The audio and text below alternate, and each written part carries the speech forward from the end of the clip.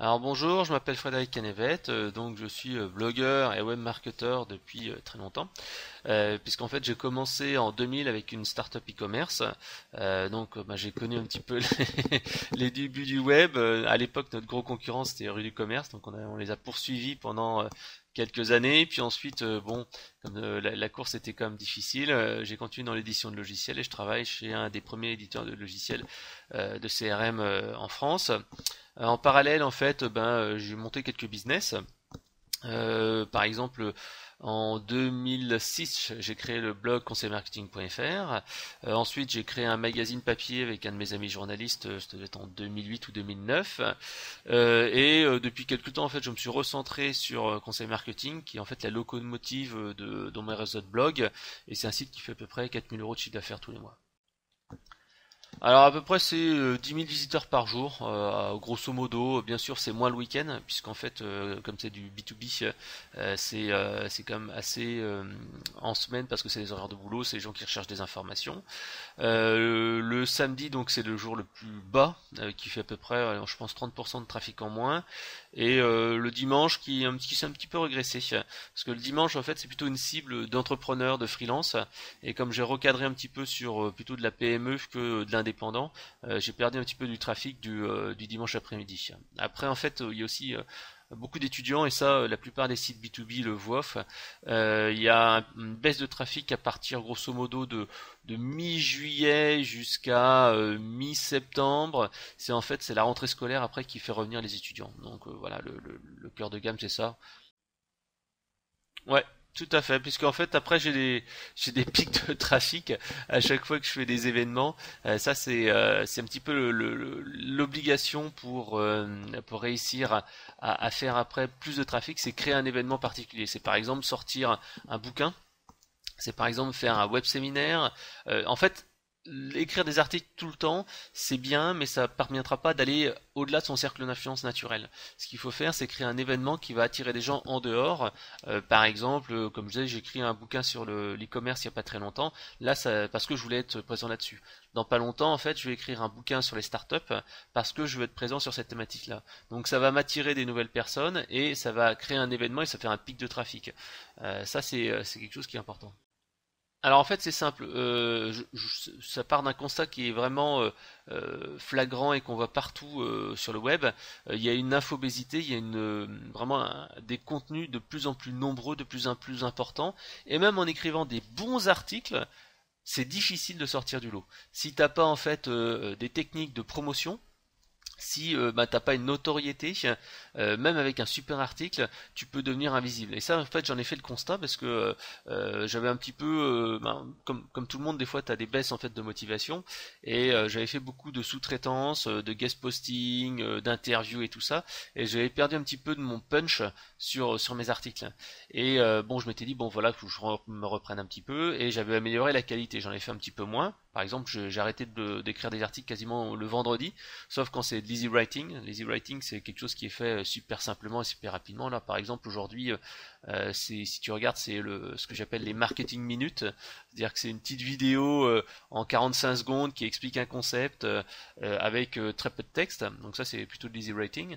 Et je me suis rendu compte que donc même les dossiers importants avec des super articles, avec du super contenu, avaient pas le punch et avaient pas enfin pas le punch, plutôt le trafic il y avait il y a 4, 5 ans, tout simplement parce qu'il y a de plus en plus de monde qui ont du contenu de qualité, et donc en fait pour sortir du lot, tu dois vraiment soit avoir un ton, soit en fait mettre de l'émotion, soit travailler sur la forme, ou alors soit créer l'événement. Et justement en fait moi dans mes outils, c'est créer en fait un événement avec un contenu qui est waouh, c'est-à-dire que on se dit waouh, c'est le meilleur truc dans le domaine, ou waouh, c'est un article super, ou waouh, c'est une compilation d'articles. Et justement le livre blanc c'est ça, c'est tout simplement une centaine de pages sur une thématique bien précise avec entre guillemets le contenu de référence. Alors je l'offre justement parce que le but c'est de donner ce bouquin-là pour générer du trafic et attirer une cible.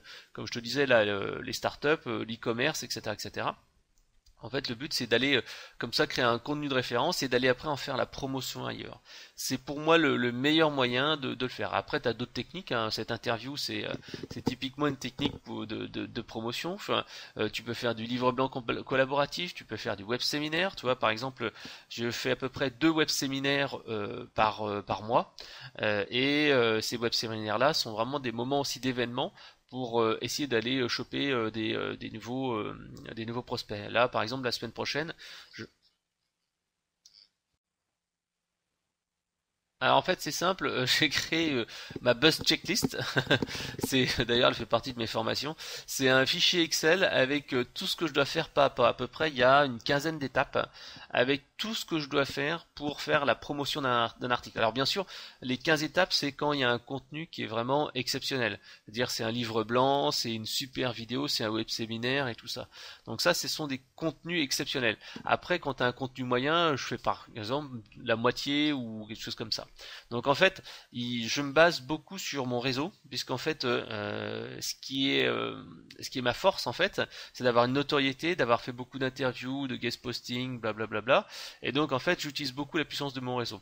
C'est-à-dire qu'au début, ben, j'ai le classique. Bon, on travaille sur sa newsletter, on fait des tweets, on programme. Par exemple, quand j'ai un événement, j'utilise TweetClocks et tout simplement, je vais programmer une dizaine de tweets pour faire la promo de cet événement-là. Ensuite, par exemple, j'utilise un chat et avec le chat, je vais automatiquement faire apparaître une fenêtre pour inciter les gens à s'inscrire au web séminaire. Je vais aller dans ma boîte email, j'ai un répertoire qui s'appelle en fait Contact Pro, dont maintenant tu es dedans. Et quand j'ai un gros événement, ben je dis tiens voilà, je viens de sortir un contenu de qualité. Si ça t'intéresse, je te donne les accès. Voici la version sur SlideShare, puisqu'en fait, si tu veux avoir un relais d'influenceurs et si tu mets un formulaire sur ton site avec donc un livre blanc à télécharger, ça fait promo et les gens n'aiment pas ça. Par contre, si tu le mets sur SlideShare en libre accès, là les gens vont plutôt le partager. Tu peux également aussi faire une technique que j'ai fait de temps en temps, c'est que tu mets ton bouquin ou ta formation, etc. en libre accès pendant X jours, X mois, plutôt X semaines, et une fois que c'est passé, en fait, tu mets un formulaire et comme ça tu récupères les leads. Donc en fait, il y a toute une étape step by step à suivre pour en fait faire la promo. En fait, il faut structurer. Le problème, c'est que tu as beaucoup de gens en fait qui n'ont pas cette structure et qui bon se contentent d'écrire un article, ils disent voilà, il y a des gens qui vont venir, je fais un ou deux tweets et voilà, et puis c'est bon. En fait, ça ne marche plus suffisamment parce que si on veut vraiment créer l'événement, si on veut vraiment avoir du trafic, il faut aller le chercher en dehors et il faut motiver les gens à venir. En même temps, on voit qu'il y a aussi comment dire, une plus grande difficulté à attirer des personnes parce que si on fait juste un contenu bien, ça suffit plus. Il faut vraiment un contenu exceptionnel, ce que j'appelle moi l'effet waouh. C'est-à-dire que les gens doivent dire waouh, c'est un contenu top. Il y a pas longtemps, par exemple, j'ai écrit un article et j'en ai parlé sur internet. Il y a quelqu'un qui l'a retweeté qui a dit bon, j'ai pas lu le truc, mais connaissant conseil marketing, ça va être génial. Et oui, c'est génial. Ouais, tout à fait. En fait, à l'origine, c'était quelque chose d'assez simple. Je voulais monter en fait un site internet avec 2 amis développeurs et en fait, je m'étais rendu compte que entre le moment où j'étais en 2000, 2003, 2004 dans une startup et le moment en fait où j'ai voulu lancer ce projet-là, où j'étais chez un éditeur de gestion qui était vraiment très classique, en fait, le web avait beaucoup évolué. Moi, je dis toujours que le web c'est des années de chien parce que non seulement c'est dur, mais en plus ça passe 4, 5, 6, 7 fois plus vite. Et donc en fait, en l'espace quoi de 2, 3 ans, j'avais un peu perdu sur certaines compétences marketing. Et donc j'ai commencé à prendre des notes sur un fichier Word et dire bon ok, quand on va lancer le site, il faudra faire ça, ça, ça. Et puis au fur et à mesure, comme on travaillait, on tournait en fait entre 3 appartements pour monter la boîte. Chaque semaine, on tournait d'un appart à l'autre. Je me dis bon, je vais pas garder ça dans des fichiers Word, trimballer avec une clé USB, c'est compliqué. Donc j'ai commencé à le mettre sur Blogspot et comme ça en fait j'avais partout où je voulais mes actions. Et ça, c'est quelque chose qui est bien parce que ça te permet à toi de garder la mémoire. En plus, ça partage, donc ce qui est vachement sympa. Et puis au fur et à mesure, le projet était compliqué à mettre en place parce que bon, les développeurs te disent tout le temps, ouais, t'inquiète pas, ça va durer encore pour une semaine. Et puis en fait, finalement, une semaine plus tard, c'est encore au début. Ou alors ils veulent réinventer la roue à chaque fois. Donc en fait, moi je travaille dans l'édition de logiciels, donc je sais que il faut multiplier par deux le temps de dev, et puis à la fin on s'est un petit peu épuisé. Et finalement, ben, ça m'a éclaté de continuer sur le site. Parce que ça me permet en fait de me tenir au courant sur bah, l'actualité, de m'entraîner, etc., etc. Et donc pendant à peu près 3 ans comme ça a été plutôt un hobby, un aide-mémoire, entre guillemets un vide-poche. Et c'est en 2009 que j'ai vraiment commencé à monétiser le blog de manière sérieuse, puisqu'en fait avec Boris, on a créé la première formation au blogging à l'époque. Hein, c'était la première sur les médias sociaux. On a eu plus de 500 clients et ben voilà, c'était 149. 149 euros. Alors on a fait du 50-50, hein, puisqu'on a été co-auteur de la formation. Boris en fait est spécialisé plutôt dans le coaching et moi j'étais plutôt dans le B2B, donc on était assez complémentaires dedans. Donc voilà, donc le site après un petit peu a stagné, toujours à 1500-2000 euros de chiffre d'affaires par mois. Ensuite, ben, j'avais beaucoup de travail, j'ai une fille, etc., etc. Donc ça m'a pris beaucoup de temps. Et depuis fin 2014, en fait, ben, j'ai un peu plus de temps pour moi. Et donc je suis passé quand même au niveau supérieur et j'ai commencé à considérer le blog comme un vrai business. Puisqu'en fait, c'est justement ce qui est le plus dur, c'est qu'il y a beaucoup de gens en fait qui considèrent leur blog comme un blog et pas comme un business. Faut vraiment sortir de l'idée qu'un blog c'est une... Enfin, si on veut gagner de l'argent, bien sûr, à chaque fois, hein, il faut sortir du blog passion à un blog business. En fait, ce qu'il faut se dire, c'est un petit peu la technique de l'iceberg. Un blog, c'est uniquement la partie émergée de l'iceberg, et tout en dessous, en fait, c'est ce qui va vous permettre de vivre. Il ne faut pas devenir l'esclave de votre blog en disant tiens, il faut que j'écrive tous les mois un article, ou toutes les semaines un article, ou tous les jours un article.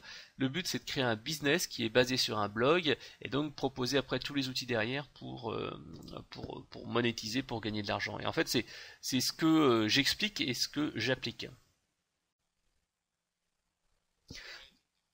Bah en fait, en 2006, il y avait quasiment personne en fait.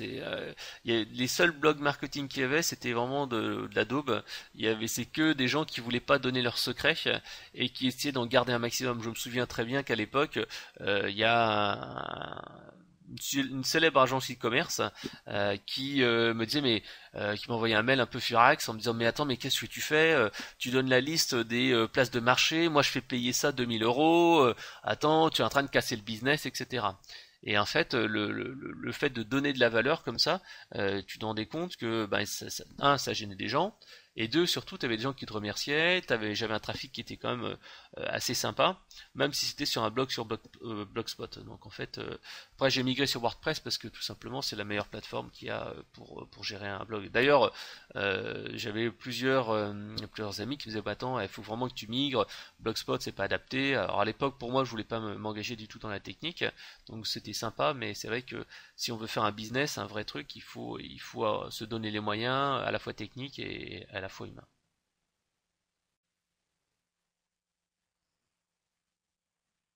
Ouais, bah en fait c'est la constance. Euh, c'est le problème en fait, c'est que avec un blog c'est un travail dans la durée. La plupart des gens en fait s'attendent à un résultat en un mois, 2 mois, 3 mois. Or en fait, bon, si on veut avoir des résultats en un mois, 2 mois, 3 mois, il faut y mettre les moyens. Alors pas forcément de l'argent, hein, mais ça peut être des moyens au niveau humain et travailler sur la conversion.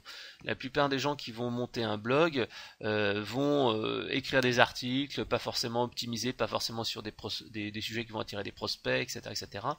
Et donc en fait, pour eux, ce qui va se passer, c'est qu'ils vont travailler pendant un mois, 2 mois, 3 mois, 4 mois, et puis après ils verront pas des résultats concrets, ou alors ils n'auront pas optimisé leur blog pour avoir des résultats concrets, et ça va les épuiser, ils vont écrire moins souvent. Et le problème c'est que Google en fait lui, forcément il favorise les gens qui produisent régulièrement du contenu, de la nouveauté et des liens partagés. Et donc c'est ça en fait le gros défi, c'est travailler dans le temps ou alors avoir des fruits de son travail rapidement. Ça c'est vraiment la clé. Et il y a beaucoup de gens qui ont dit mais le blogging ça marche pas, le blogging c'était bien il y a quelques années. Or en fait c'est encore très bien. Alors ça change, hein, les médias sociaux, Facebook, Twitter, etc. Surtout Facebook en fait je dirais, révolutionne un petit peu la manière d'attirer des prospects. Mais c'est vraiment de continuer dans le temps. Et c'est ça la clé. Et après, moi je dirais qu'il y a grosso modo, allez, on va dire 5 choses qui sont vraiment essentielles et qui permettent de se dire ok, je vais véritablement faire un business et je vais continuer. La première chose, c'est transformer son site en générateur de prospects. La plupart des gens qui ont un blog ont un petit truc qui s'appelle newsletter dans le meilleur des cas.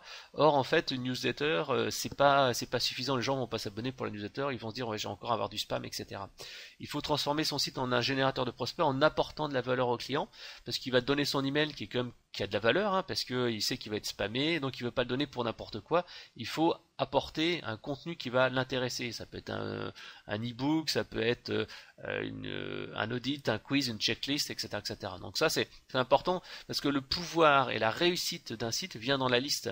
Parce que Google c'est lui qui va vous apporter, on va dire, allez, 80% du trafic, viendra via Google, mais on va dire 80% des résultats viendront de votre liste de prospects, puisqu'en fait les gens viennent une fois, ils ont un problème, ils trouvent une solution ou ils trouvent pas, mais ensuite ils repartent. Grosso modo, la plupart des sites internet ont un taux de conversion des visiteurs de 2%, c'est-à-dire que 98% des gens qui vont sur un site internet ne reviennent jamais ou ne laissent pas leurs coordonnées. Or, si vous récupérez leur email, tout de suite vous avez une liste de prospects qui va s'augmenter au fil du temps. Moi j'en ai j'ai plusieurs listes en fait, j'ai des listes sur Aweber, j'ai des listes sur une autre solution low cost, et en fait ça me permet comme ça de vendre, ça me permet d'avoir un trafic, et quand j'ai un événement ou un truc comme ça, boum, j'envoie un email et tout de suite ça explose au niveau du trafic et ça explose au niveau conversion.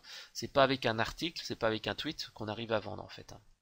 Voilà, donc après, bien sûr, c'est optimiser son blog. Par exemple, moi, j'ai augmenté vraiment de 30% les abonnés à ma newsletter en mettant en place quelques optimisations super simples.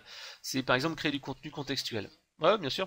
C'est créer du contenu contextuel. Par exemple, vous avez souvent des articles sur votre blog, il y en a, allez, on va dire 10 ou 20 qui font tout le temps du trafic, tout le temps. Moi, par exemple, j'ai un bon trafic sur créer des cartes de visite. Alors, les gens venaient, ils trouvaient l'information et puis ils partaient. Alors souvent en fait ces gens-là c'est plutôt des créateurs d'entreprises, des PME, etc. Donc des freelances, ça peut être des cibles pour moi pour leur vendre après des formations, des prestations, etc., etc. Et donc qu'est-ce que j'ai fait? J'ai trouvé dommage que les gens se barrent comme ça sans laisser leurs coordonnées. Donc j'ai créé un bouquin qui s'appelle créer des cartes de visite sexy ou je ne sais quoi, un truc comme ça. Et tout simplement maintenant, dès qu'ils vont sur une page où il y a du contenu sur les cartes de visite, je mets systématiquement le formulaire pour télécharger le guide pour créer des cartes de visite sexy. Donc ça permet d'améliorer la conversion, puis bien sûr c'est ajouter des appels à l'action dans les articles en eux-mêmes. C'est-à-dire que c'est pas uniquement à la fin, c'est pas uniquement au début, mais dans les articles, quand on dit tiens, si vous voulez apprendre à vendre via le réseau, il faut faire ci, il faut faire ça, c'est juste derrière en fait qu'il faut proposer un formulaire avec un livre blanc à télécharger, une checklist, etc., etc. Donc ça c'est quelque chose qui est essentiel. Transformer son site en générateur de prospects. La réussite et votre succès viendra de la liste de prospects que vous allez pouvoir créer grâce à votre site. Donc le blog doit être là pour ça. Deuxième chose, c'est écrire dans une optique de business et pas pour se faire plaisir. Généralement, il suffit de regarder les 10 derniers articles que vous avez créés sur votre blog. Dites-vous, est-ce que ces 10 articles-là sont bien là pour attirer des prospects? C'est-à-dire que vous n'avez pas fait de l'actualité, vous n'avez pas fait en fait un contenu un petit peu hors sujet, etc., etc. Donc c'est important d'écrire pour ça.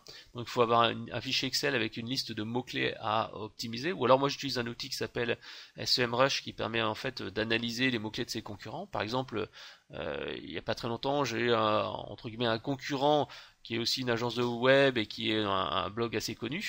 Et j'ai regardé en fait ses top mots-clés qui lui attiraient du trafic. Et dedans, par exemple, il y avait le mot-clé charte graphique. Et charte graphique, encore une fois, c'est un petit peu les gens qui m'intéressent, c'est des gens qui veulent se lancer, etc., etc. Et donc, je vois que j'étais pas présent ou pas très présent là-dessus, donc j'ai créé un article qui était un super article. J'ai obtenu des liens, etc., etc. vers cet article, et ce qui me permet maintenant de me positionner sur cette expression et d'avoir du trafic. Voilà. Donc ensuite, c'est à chaque fois dans une optique de vente, c'est aussi inciter les gens à commander. Donc généralement, vous aurez du mal à les faire commander directement depuis le site, mais vous pouvez le faire. Par exemple, dire voilà une petite astuce que vous avez là. Si vous voulez en savoir plus, télécharger ou ce bouquin ou acheter ce produit, etc. avec une offre irrésistible en fait. Voilà. Après également, c'est par moi dans mon cas de figure, c'est faire des articles un peu plus haut de gamme. Là, depuis quelques semaines, mois, je monte un petit peu en puissance puisque je me rends compte que oui, les créateurs d'entreprise, ils sont intéressés, mais ils n'ont pas forcément des finances. Donc en fait, je monte un petit peu en gamme là-dessus. Après, il faut aussi proposer une gamme de prestations homogènes. Moi, bien sûr, la simplicité, c'est de pouvoir proposer des choses en self-service parce que j'ai pas le temps. Puis je m'adresse à des gens qui n'ont pas forcément les moyens. Donc en fait, j'ai des e-books, mais il faut savoir que les e-books, les guides PDF, c'est pas très rentable. C'est bien pour faire un premier échange en fait avec un petit produit qui coûte pas cher, mais les gens sont jamais prêts à mettre plus de 20 euros dans un bouquin, donc il faut proposer plus, donc de la formation vidéo. Mais si après on veut gagner de l'argent, il faut vendre des prestations et du produit haut de gamme. Obligatoirement, puisque les bouquins, les formations vidéo, ça marche que si vous faites du volume. C'est-à-dire que si vous en vendez pas 2-3 par jour, vous gagnerez pas votre vie correctement. Donc en fait, il faut à ce moment-là se dire ok, je m'en fous de vendre 3 petits e-books à 7 euros ou à 20 euros, mais je vais plutôt essayer d'avoir une prestation à 1000-2000 euros, et je préfère en vendre tous les 2-3 jours ou toutes les semaines que essayer de vendre des bouquins tous les jours, quoi. Voilà. Donc ça, c'est quelque chose qui est important et c'est un travail qu'il faut faire. Et un conseil, déjà, c'est simple, les PME n'ont pas d'argent, c'est pour du consulting, du conseil et à peine pour de la formation. Donc il faut savoir proposer des outils, des choses qui vont être vraiment mises en place rapidement. Une PME ne payera jamais 1000, 2000 euros, 3000 euros pour un consulting et donner des conseils. Ils voudront avoir quelqu'un qui le fait pour eux. Voilà. Ça, c'est quelque chose que j'ai constaté qui est très vrai. Après, il faut essayer aussi d'éviter d'aller à la chasse aux prospects tous les mois. Ça aussi, c'est quelque chose que je faisais auparavant. Et depuis que j'ai monté un produit récurrent, ça s'appelle la Star Marketing Academy, en fait, ça me permet d'avoir un business qui double quasiment tous les mois. C'est-à-dire que je l'ai lancé en bêta test en début septembre. Donc j'ai fait X euros de chiffre d'affaires. Le mois d'après, en octobre, c'était X fois 2. Et ce mois-ci, ça va encore multiplier par 2. Donc en fait, c'est vraiment intéressant de se dire que le produit récurrent, ça vous permet de sécuriser votre business. Après, il y a différentes méthodes, mais en tout cas, c'est quelque chose qui permet d'avoir l'avenir un peu plus sereinement, d'éviter d'être tout le temps pris sous le feu et de monter son business. Après, il y a deux autres trucs. En fait, c'est encore en cours de lancement, donc en fait là, je suis vraiment au début. En fait, je cherche un petit peu le concept, le prix également, parce que pour l'instant, je suis à 9,90 tout le temps, mais je sais que c'est pas la bonne technique. Donc là, en fait, je le sais, mais en fait, la bonne technique, c'est quand tu as un produit récurrent, c'est proposer une offre entrée de gamme, par exemple 1 euro, 7 euros, etc., etc., et ensuite la passer à taux plein. C'est ce que font, par exemple, Canal+, ils te proposent généralement pour X euros la première année, puis après, boum, tu passes à taux plein. Donc après, j'ai essayé de trouver une solution qui va être adaptée, qui est à la fois rentable et qui est flexible. Donc en fait, pour l'instant, j'ai choisi la simplicité pour tester le concept. Voilà, donc c'est des choses à voir. Donc pour l'instant, oui, comme je suis vraiment au début, je ferai un article dessus, je pense, au mois de novembre, parce que j'attends d'avoir vraiment un recul, parce que comme je le disais, j'explique vraiment ce que je fais sur le blog. Si pour l'instant j'en suis pas encore satisfait, si j'ai pas encore trouvé tous les leviers, tous les trucs et astuces, je vais pas en parler parce que ce qui m'intéresse, c'est dire ce qui marche. Voilà. Donc ça, j'en parlerai bientôt en retour d'expérience, mais il faut que j'ai quand même un certain recul. 1 mois, 2 mois, ça suffit pas. C'est pour ça que je l'ai lancé un petit peu en bêta test sans le mettre sur toute ma liste, parce que j'ai pas envie d'avoir des retours. En fait, souvent, en fait, on a bon, je dirais pas qu'on a qu'une seule cartouche, mais il vaut mieux travailler sur une petite liste et après optimiser la chose pour avoir un meilleur taux de conversion derrière. Enfin, bref, voilà. Donc les deux autres points qui sont importants, c'est d'être conscient de sa valeur. Comme je disais tout à l'heure, si souvent les blogueurs ou les gens qui travaillent dans une petite agence ou des gens comme ça ont tendance à se dévaloriser. Il n'y a pas très longtemps, je voyais sur mon groupe les community managers francophones, il y avait un gars qui disait bah voilà, je vais facturer 250 euros la journée. Et je lui disais mais t'es malade, avec ça tu vas pas vivre. Il faut être conscient de ta valeur parce que 250 euros, tu vas même pas toucher le SMIC, etc., etc. Donc il faut vraiment se dire, parce que tout simplement, en France, tu as grosso modo 50% des gens enfin 50% de tes revenus qui vont partir aux impôts. Grosso modo, hein, si même si tu es auto-entrepreneur, tu dis ouais, ok, auto-entrepreneur, c'est 25% et quelques du revenu. Le problème, c'est que tout simplement, après derrière, tu as tes impôts sur le revenu qui reviennent après derrière. Donc si tu gagnes, on va dire 250 euros par jour, grosso modo, ça veut dire qu'en fait tu gagnes 125. 125, tu travailles, allez, au maximum 20 jours par mois, ben t'es pas encore au bon revenu parce qu'après t'as des frais. Ouais, mais t'as des frais derrière. C'est-à-dire que tu vas payer tes frais de déplacement, tu vas payer tes outils. Par exemple, moi pour le blog, j'ai à peu près entre 500 et 1000 euros de frais tous les mois. Et donc, si tu veux vraiment bosser de manière efficace, tu as ça. Après, tu sous-traites un petit peu de contenu. Ouais. Ouais, bien. Bah, moi, je suis en low cost, comme je te disais, c'est pas mon activité principale, donc je réduis un petit peu. J'essaie de travailler en low cost. Et donc là, le gars qui a ça, il a peut-être allé, on va dire, 1000 euros de frais entre tout ce qu'il va faire, entre, je sais pas, des déplacements, même en low cost, hein, même s'il a une carte orange, s'il va bouffer le midi, etc., bah, il lui restera pas grand-chose à la fin du mois, quoi. Donc un minimum pour moi, quand on veut facturer de manière correcte, c'est de faire un 450 euros par jour. Alors après, si tu dis tu travailles à full time, 20 jours dans le mois, bon, ça peut être peut-être intéressant, et encore, mais faut se dire que tu as besoin de prendre des vacances. Tu vas être malade, donc quand tu es malade et que tu as des vacances, ben, tu as zéro de revenu, zéro zéro.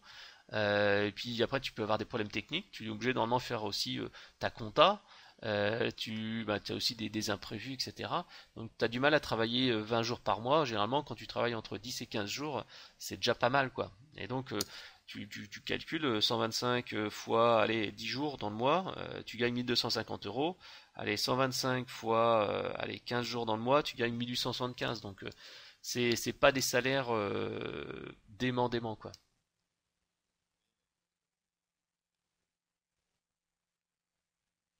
Bah, de toute façon, c'est le seul moyen de vivre correctement. Si t'es en freelance, hein. Bah, c'est le minimum à faire. C'est le minimum à faire. Ça, c'est mon expérience personnelle, hein. Moi, par exemple, je suis à 800 euros la journée. Et encore, je suis pas très cher. Quand je travaille avec des agences, généralement, ils me vendent à 1000 euros parce qu'en fait, c'est le prix d'un senior. Après, moi, j'ai pas forcément beaucoup de temps. C'est pas ce que je recherche. Par exemple, moi, à l'heure, mon prix de la presta à l'heure, je fais du consulting téléphonique à l'heure, c'est 127 de l'heure. C'est pour donner un ordre d'idée. Ah bah non. Ouais. Mais en fait, tout dépend à chaque fois du niveau où tu te places. Puisque plus tu es dans la stratégie, plus tu pourras payer cher. Plus tu es dans l'opérationnel, moins tu seras payé cher. C'est vraiment c'est c'est assez terrible. Un community manager qui va se contenter d'écrire des articles et bah, d'aller modérer sur Twitter, Facebook, etc., il sera pas payé cher. Quelqu'un qui va te dire je vais vous aider dans votre stratégie, je vais la définir à long terme, il sera payé cher, il pourra être payé 1000, 2000 euros pour, enfin 2000 euros c'est vraiment les top consultants. Mais parce que tu travailleras peu, mais tu auras un résultat fort. Entre les deux, ben, t'as un petit peu comment dire, les gens qui sont à la fois sur ben, de la valeur, mais en même temps c'est très opérationnel. Moi, comme je disais, l'optimisation, c'est entre les deux. Après, ça dépend de la valeur que tu apportes et la stratégie. Si Mm,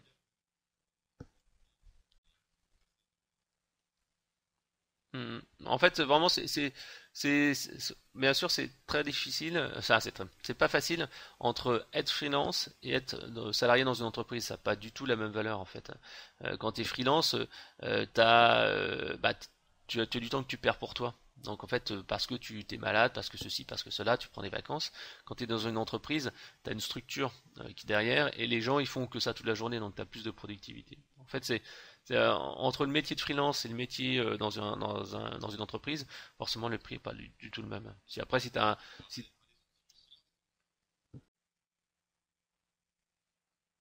ouais, bah, je te donnerai un exemple. Je travaille souvent avec une agence et donc bah, on a fait une presse à un client. Donc en fait, on a fait une après-midi, enfin une après-midi, on va dire 2 heures. 1 heure et demie, 2 heures de premier rendez-vous. Donc c'est 1 heure de déplacement, c'est 1 heure après pour revenir, donc tu grilles une demi-journée. Ensuite, avant, bien sûr, t'as un peu briefé, donc t'as perdu 1 heure pour dire qu'est-ce qu'on va faire. Ensuite, tu te fais la proposition commerciale, si tu fais vraiment une proposition commerciale, une vraie, pour être sûr de gagner, bah, tu prends minimum 2 heures, on va dire. Et d'ailleurs, moi je conseille aux freelances toujours de travailler à fond leur proposition commerciale, c'est vraiment ce qui va faire qu'ils vont acheter, il faut donner des exemples, etc., etc. Donc la proposition commerciale, c'est minimum 2 heures de boulot. Ma méthode, elle est simple hein, quand je fais ça, c'est travailler d'abord avec un papier crayon pour dire ok quel est le besoin du client, blablabla. Surtout pas rentrer dans Word au départ. Ensuite, commencer avec un petit Word en disant voilà qu'est-ce qu'on va faire. Ensuite un PowerPoint et enfin un fichier Excel éventuellement pour les heures parce que souvent dans les propositions commerciales si on tape que dans Word il y a des erreurs parce qu'on n'a pas des calculs, des saisies, etc., etc. Donc travailler aussi sur un petit fichier Excel en milieu. Et donc là, tu as 2 heures là-dessus. Ensuite, tu as la presse. Encore une fois, tu es rebelote pour une demi-journée. Donc grosso modo, pour un gros deal, tu perds quasiment une journée. Donc quand je disais tout à l'heure qu'un freelance, il travaille jamais 20 jours dans le mois, rien que pour avoir un gros deal comme ça, tu grilles déjà une journée, quoi. Et ça, c'est un prospect chaud, sans parler des gens que tu as au téléphone qui disent ok, ok, qui te rappellent derrière. Enfin, qui te rappellent jamais derrière. Donc c'est pour ça que le prix de la prestation, c'est quelque chose qui est vraiment sensible. Et surtout la première année, je dirais, tous les gens qui vont se mettre en consultant, il faut savoir que avec malheureusement tout ce qui est contraintes de création, de mise en place, de créer ses plaquettes, ses cartes, son site, son bidule, etc., etc. Grosso modo, on va dire qu'il y a au moins un tiers du temps de travail en fait qui est grillé la première année avec tout ce qui est administratif et mise en place et avant d'avoir son volant de client, etc., etc. Donc quelqu'un qui se lance comme ça en freelance, s'il n'a pas un client, un gros client au départ, ou s'il n'a pas un deal, il faut qu'il fasse vraiment très attention à ses prix de prestation. Bref, donc là, c'était, ouais, bah, juste dire le dernier point que j'ai oublié de, ouais, le dernier point que je disais, c'était le dernier point, c'était savoir qu'écrire du contenu, c'est que 50% du travail. C'est ce qu'on a dit un petit peu en amont. La promotion est très très important parce que écrire du contenu ne sert à rien parce que si Google ne se rend pas compte que c'est un bon contenu, c'est-à-dire que bah, il y a des partages, les gens restent longtemps dessus, bah, ça marchera pas. Donc en fait, il faut vraiment utiliser des générateurs de trafic et monter un vrai business. Voilà. Moi, je dis que le blog, c'est quelque chose qui est vraiment important parce que c'est, entre guillemets, un outil de génération de trafic. C'est un camp de base hein, pour aller sur les médias sociaux, publier du contenu, faire des annonces AdWords, etc., etc. Mais c'est pas forcément un blog qui peut être la solution. Hein. Je connais des gens qui ont une chaîne YouTube et qui font que quasiment que vendre par leur chaîne YouTube. Il y a des gens qui ont un business uniquement sur Facebook. Ouais, ouais, tout à fait, du podcast, donc en fait, il n'y a pas une solution pour réussir, ça dépend souvent de votre cible et de vos capacités. Il y a des gens qui sont vraiment très bons à l'oral et qui disent ben ok moi je mise 100% là-dessus et ils font leur deal. Il y en a un en fait qui est très bon dans tout ce qui est coaching pour les gens pour trouver un boulot, etc. etc. Lui en fait son secret c'est YouTube et c'est vraiment YouTube qui est le plus important. Alors, il faudrait que je te redonne le site internet. Tu regardes réussir son CV, etc. Il est vraiment très bon. Ouais, je te mettrai le lien. Ouais. Mm, mm, mm. Je vais te l'envoyer, t'inquiète pas. Parce que là, j'ai pas internet, donc autrement, je te l'aurais trouvé tout de suite.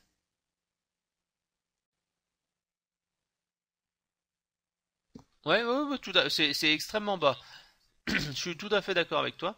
C'est parce qu'en fait, c'est pas mon vrai boulot. Mon vrai boulot, en fait, c'est d'être product manager. C'est-à-dire que j'ai un salaire très confortable. En fait, j'ai calculé, hein. Si je voulais avoir le même salaire en termes de chiffre d'affaires, il faudrait que je fasse, allez, 8 000 € minimum de chiffre d'affaires par mois. Minimum. Mais vraiment minimum. Même voire plus.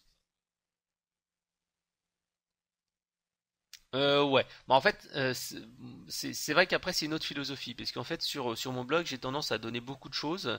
Or en fait si on donne trop de gratuit, après c'est difficile de faire payer les gens. En fait c'est faut généralement l'astuce en fait c'est de donner une astuce un peu waouh, un truc qui disant waouh ça me fait réfléchir. Si ça c'est bien, après je donne autre chose. C'est pas tout donner, c'est donner un petit bout de la solution, ou alors parler du problème et proposer une solution. Parce qu'en fait, comme je disais, mon blog, en fait, pour moi, c'est pas un blog business, même si je fais en sorte de le faire. Pour moi, c'est pas une priorité. C'est pas ma priorité numéro un. Pour moi, mon blog, c'est surtout un labo où je mets en place en fait mes idées, je m'auto-forme parce qu'en fait je vois que ben, le marketing évolue très très vite et souvent en fait par rapport à mes collègues qui sont community managers, qui sont web marketeurs, je reconnais quand même beaucoup plus. Donc en fait c'est vraiment important pour se tenir au courant. Ensuite pour le personal branding, mon blog en fait me sert beaucoup aussi. J'ai été contacté pas mal de fois pour ben, un boulot et j'ai changé en fait grâce à mon blog. C'est pas parce que enfin, grâce au réseau aussi hein, bien entendu, mais parce que les gens voient ce que je suis capable de faire, ce que je suis capable d'apporter et à monter en compétences. Donc en fait mon chiffre d'affaires, moi, il me sert beaucoup, surtout à faire des investissements, à m'amuser, à faire des expérimentations. Donc en fait, c'est c'est pas mon revenu principal en fait. C'est ça qui est une différence. Alors bien sûr, c'est toujours intéressant de gagner de l'argent en plus, mais en fait, le problème c'est une question de temps entre ce que tu dois donner pour ton business pro, enfin bah, mon boulot, ce que tu dois donner pour ton site et ce que tu dois donner pour ta famille. Donc tu as un équilibre à trouver et j'essaye quand même d'avoir bah, un équilibre sain entre tout.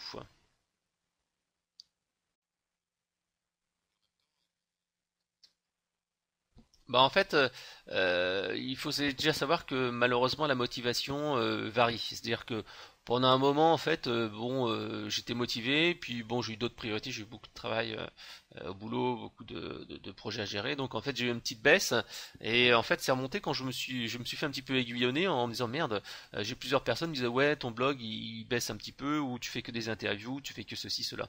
Donc en fait, j'ai eu une petite électrochoc là-dessus. Après aussi, ben, quand tu veux changer de boulot, c'est important aussi de mettre en place un blog et de redonner un petit peu de vie là-dessus. Donc en fait, mon blog, ça n'a pas été tout le temps une ligne droite. Et par exemple, pendant quasiment un an, bah, j'ai fait des trucs un peu plus light parce que j'étais plus passionné par l'efficacité personnelle. Parce que justement, à ce moment-là de ma vie, j'ai beaucoup de travail et j'ai besoin d'être beaucoup plus productif. Donc en fait, le trafic n'a pas été tout le temps au top. Et puis après, donc, ben, comme je te dis, selon ça, en fait, j'ai été remotivé. Je me suis dit, bah, j'ai vu les autres qui faisaient des choses sympas. Je me dis, bah tiens, je me suis rechallengé. Puis bon, en même temps, il y a des choses qui ont évolué dans mon métier. Donc en fait, je me suis remis un peu plus sur le web marketing. Après, l'organisation de la journée de travail, en fait, c'est simple. Il faut apprendre à avoir ce que j'appelle moi l'efficacité maximale. C'est-à-dire que par exemple le matin en allant au boulot, j'utilise une application sur mon téléphone qui s'appelle Audioboo, c'est une application de podcast, un petit peu comme ce que tu fais toi. Sauf qu'en fait je dicte en fait mes articles. C'est-à-dire qu'en fait c'est une application qui dure à peu près, qui permet d'avoir des podcasts qui durent de manière limitée, c'est 10 minutes maximum. Et donc pendant ces 10 minutes, bah, je donne en fait entre guillemets un conseil. C'est-à-dire que j'ai préparé dans le métro la trame de ce que je veux dire. Et dans le trajet entre le métro et la porte de l'immeuble et l'ascenseur, souvent vous entendrez si vous écoutez ces podcasts, vous m'entendez appuyer sur le bout de l'ascenseur, dire parfois bonjour à mes collègues de bureau, et bon, entre autres aussi la pluie, les bruits de voitures, etc. Parce qu'en fait, ce podcast-là, il n'est pas fait pour moi pour être diffusé. C'est un outil en fait que je donne à une personne qui est mon assistante virtuelle et qui retranscrit ça sous la forme d'un article écrit. Et donc après, moi j'ai juste à copier-coller ça, à mettre en forme, et voilà mon article de la semaine qui a été, enfin un des articles de la semaine qui a été créé. Ça c'est pareil également, de temps en temps je fais des interviews, alors j'en fais beaucoup moins parce que les interviews c'est bien quand tu as quelqu'un qui dit des choses intéressantes ou quelqu'un qui est connu, mais faire des interviews sur des gens qui sont pas connus, ça va pas générer du trafic forcément, ou des choses qui sont pas intéressantes. Donc là, mais je le fais quand même de temps en temps, et j'ai aussi une personne qui fait de la retranscript de tous de ces vidéos-là en texte en fait, ce qui est beaucoup plus efficace. Après, j'ai des techniques en fait d'easy writing, ce que j'appelle de l'écriture facile. C'est quand il y a un sujet simple, hop, j'écris en quelques mots, quelques lignes un article. Mais bon, c'est pas ma ligne éditoriale. Ma ligne éditoriale, c'est d'avoir du sujet de fond, d'avoir de l'article à valeur ajoutée. Et je préfère réduire le nombre en fait d'articles que je publie plutôt qu'en fait faire quelque chose qui a pas trop de valeur. Voilà. Donc en fait l'organisation elle est comme ça, hein. C'est le matin et le soir quand je suis motivé parce que des fois bah, j'ai pas la motivation etc. Donc je fais ces petites transcriptions. Je pense que je dois avoir 500 ou 600 audio webcasts qui sont enregistrés, qu'on peut écouter mais qui sont en fait les articles sous forme audio. Et le soir, en fait, ben, après avoir géré un petit peu la petite vie de famille, ben, je m'occupe un peu de modérer, de répondre aux emails, etc., etc. Voilà. Bah en fait tout simplement parce que je suis vraiment bien dans mon boulot. Je suis chef de produit donc en fait c'est pas je suis pas outliner au téléphone. En fait je gère la destinée de mon produit, je gère les nouveautés. J'ai maintenant en fait un travail en plus qui est à l'international. C'est-à-dire que je travaille dans un milieu ben, anglo-saxon. Donc c'est le job d'un côté il est passionnant. Donc, et puis bon, c'est vrai que c'est de l'easy money. Quand tu as un revenu récurrent, que tu as des vacances, des RTT, c'est comme pas désagréable. Moi, je viens d'une famille où ma mère était commerçante, et donc je suis habitué à travailler 7 jours sur 7. Et donc, je sais ce que c'est le boulot d'indépendant, de commerçant, et donc c'est quand même un peu plus contraignant.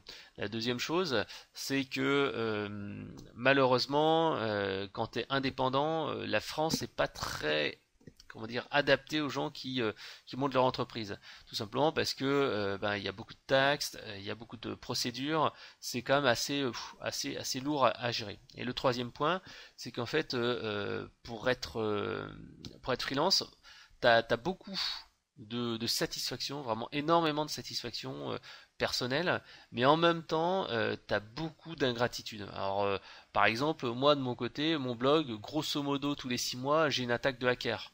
Et vraiment, c'est pas la petite attaque, tranquille. Ça m'arrive, allez, une fois tous les 6 mois, tous les 1 an, de passer une après-midi ou passer une journée à devoir refoutre le site en état. Et j'ai pas qu'un site, hein, j'ai à peu près une centaine de noms de domaine. Après, il y a des .fr, .com, etc. Bon, c'est pas 100 sites individuels. Et puis j'en gère aussi pour des amis. Donc c'est quand même, un confort, je dirais bien un confort d'avoir comme ça une activité qui est plus passion que de la transformer en business. Parce qu'après, dès que tu transformes en fait une activité passion en business, c'est plus autant la passion parce que tu dois gagner du fric. Par exemple, là, il n'y a pas longtemps, j'ai une de mes amies qui est freelance, qui m'a demandé, bah tiens, j'ai besoin d'un peu d'aide, donc je l'ai coaché pendant 1 heure ou 2, enfin 1 heure à peu près, et ensuite elle a eu un petit problème sur son site internet, moi j'ai pris une petite demi-heure pour l'aider. Là, en tant que freelance, j'aurais dû la faire payer. Là, bon, je lui ai dit, bon, c'est pas grave, tu m'écris un article, et voilà. Quand je parlais business, il faut se dire que le temps n'est plus le même.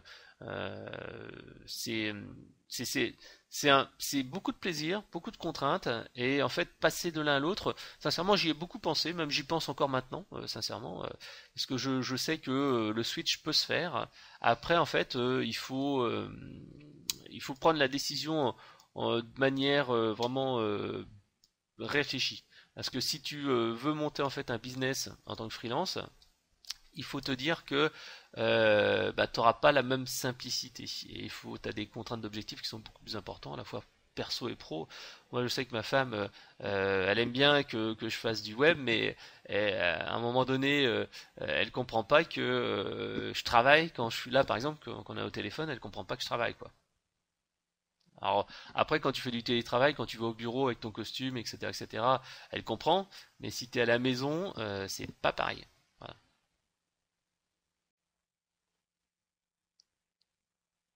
Ouais. Non, mais c'est vrai que c'est euh, c'est c'est deux philosophies. Après, il faut se dire que euh, quand tu bosses pour toi, il faut que tu aies une optique de créer quelque chose, parce qu'en fait, et ça, c'est, je trouve qu'il y a dans l'évolution de la société, il y a des choses qui sont vraiment très négatives. Par exemple, de plus en plus, tu vois, tu as des boulangers, des pharmaciens, des gens qui sont comme ça, des bouchers, des charcutiers, blablabla, des gens en fait qui ont monté un business. Et il faut savoir que quand tu es indépendant ou freelance, quand tu n'auras peu ou pas de retraite. D'ailleurs, même les salariés auront peu ou pas de retraite, hein. Ça, faut pas se leurrer. Il y aura pas d'argent. Ouais, il y aura pas d'argent, mais euh, quand tu es freelance actuellement, faut que tu dises que ton business, ça va être ta retraite. Or, en fait, il y a beaucoup de gens en fait qui ont mal géré leur business. Et par exemple, tu as beaucoup de boulangers qui, leur retraite, c'était leur fonds de commerce. Et tu verras même des pharmacies qui ferment. À côté de chez moi, j'en ai vu plusieurs.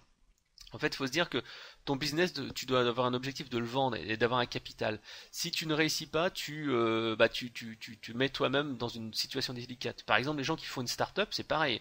Moi, je dis tous les gens qui font une start-up, je dirais pas, t'es condamné à réussir ou à continuer encore jusqu'à remonter une start-up, parce que le problème, c'est que par rapport à un salarié, tu vas pas te payer pendant à peu près 2 ans. Enfin, pas te payer. Enfin, généralement, tu utilises le chômage pour être payé un petit peu, mais tu auras un revenu qui va être beaucoup moins faible. Tu vas gagner peut-être 20% ou 30% de moins que tu devrais l'être. Donc, il faut que tu rattrapes ce gap de salaire en vendant ta start-up ou en ayant un succès important. Si tu fais pas ça, en fait, tu auras accumulé un retard entre guillemets de salaire qui va te bloquer pendant un certain temps pour acheter un appart ou pour partir en vacances ou avoir une autonomie financière beaucoup plus importante. Donc en fait, il faut juste être conscient de ça. Si tu veux, par exemple, monter une start-up, il faut te dire, bah, ok, bah, je fais ci, je fais ça, et l'objectif, c'est d'être de faire du business, de vendre, etc., etc. Ah, en fait, à chaque fois, moi, j'essaie de réfléchir un petit peu dans le temps. Et si je me lance, et c'est vrai qu'à un moment donné, tu vois, là, depuis quelques mois, je commence vraiment à faire une grosse évolution business de mon site. Je fais même des prestats, alors qu'avant, je faisais pas du tout de prestats, parce que j'ai un peu plus de temps pour moi, etc. Puis ma fille est plus grande surtout. Ben, je le ferai, mais de manière intelligente. C'est-à-dire que j'aurais prévu une évolution dans le temps.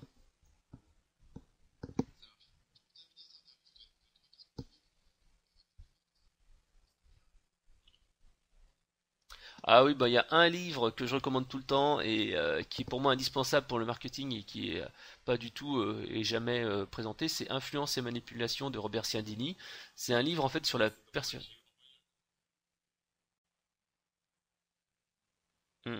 C'est ce qu'il faut faire parce qu'en fait le problème c'est que on connaît pas tous les leviers, tous les déclencheurs et quand tu as ça, tu as vraiment un coup d'avance sur tes concurrents, sur tes clients, sur tout le monde en fait. C'est vraiment je trouve qu'il est vraiment très bien. Il est vraiment très bien. Et bon, il est un peu lourd à gérer, mais il y a plein de résumés sur Internet. Moi, j'en ai fait un résumé s'il faut. En tout cas, c'est vraiment important parce qu'en fait, dans le marketing, il y a de la technique, mais il y a beaucoup de psychologie. Donc ça, c'est important.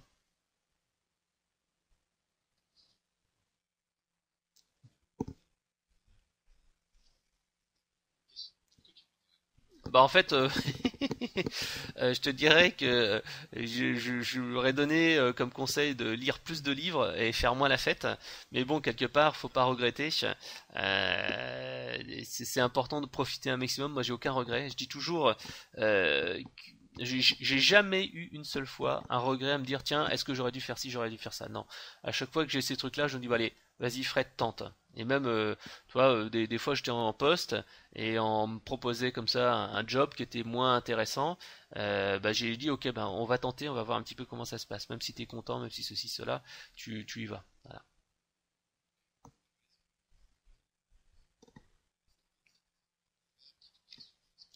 Alors en fait là au boulot c'est comme je travaille dans une multinationale qui fait 10 000 salariés même plus dans le monde, il y a un proverbe qu'on dit tout le temps avec nos collègues, c'est quand on est le plus près du mur qu'on voit mieux le mur, puisqu'en fait dans une petite structure t'es super actif, t'es super autonome, mais par contre dans une grosse boîte t'as énormément de lenteur, de procédures, etc., etc. Donc en fait il faut véritablement se dire que l'avantage d'une petite boîte, c'est d'être plus réactif. Moi, il y a une expression que je donne également toujours, c'est pas les grosses boîtes qui écrasent les plus petites, ce sont les plus agiles qui dépassent les plus lentes. Donc en fait, c'est à vous d'être plus agile et c'est à vous d'être plus intelligent, et vous pourrez ainsi dépasser tout le monde.